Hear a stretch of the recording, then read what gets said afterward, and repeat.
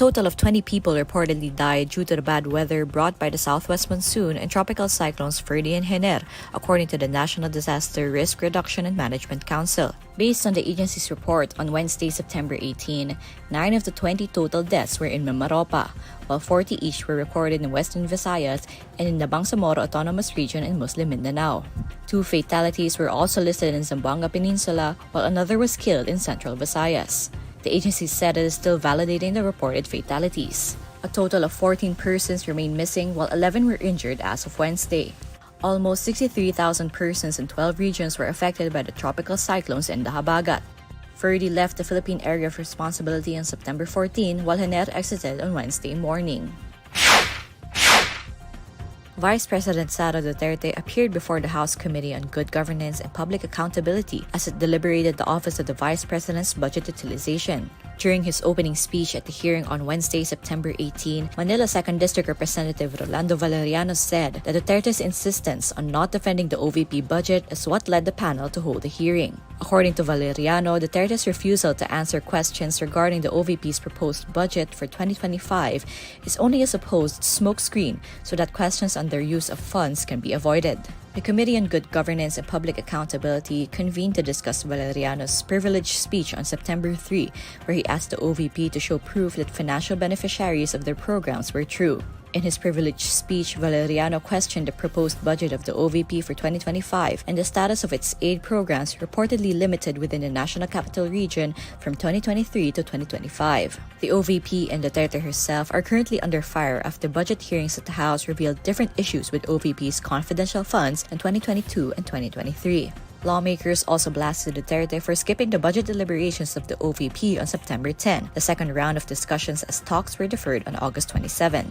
Deliberations were deferred as Duterte refrained from directly answering lawmakers' questions, as she only replied by saying that she either forgoes the opportunity to defend the budget in a question and answer format, or by insisting that they have already coordinated with the Commission on Audit regarding the notice of disallowance.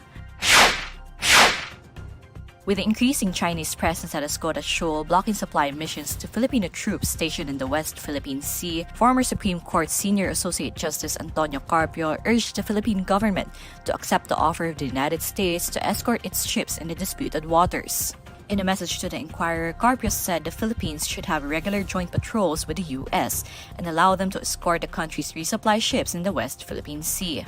For Carpio, who was part of Manila's legal team that won the 2016 landmark arbitral ruling on the West Philippine Sea, the Philippines should maintain its physical presence at Escoda.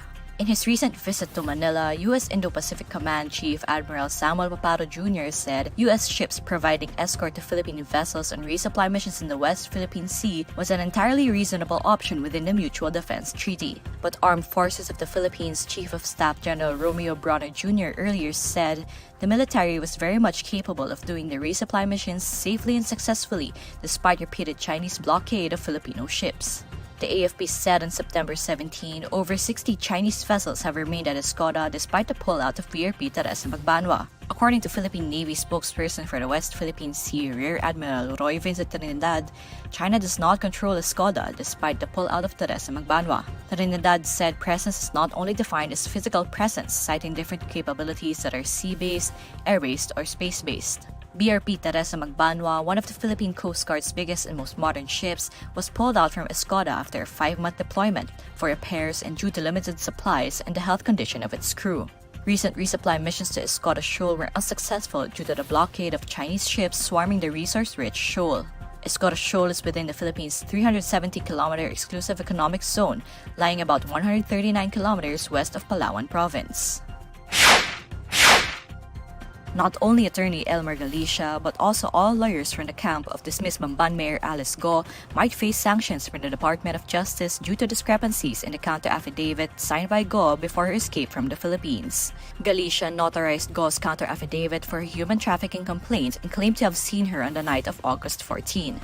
But in a Senate hearing on Tuesday, September 17, Guo admitted to already signing the last page of her counter-affidavit even before she fled the country in July. According to Justice Undersecretary Nicholas T., Galicia and all of Go's lawyers will be held accountable for the questionable document. According to T, Go's lawyers supposedly benefited from the counter-affidavit as it caused a delay in the case. He stressed that such actions by lawyers should not be emulated. asked what the DOJ is actually planning to do, T said they are looking into filing a disciplinary case with the Supreme Court for any possible misconduct by the lawyers.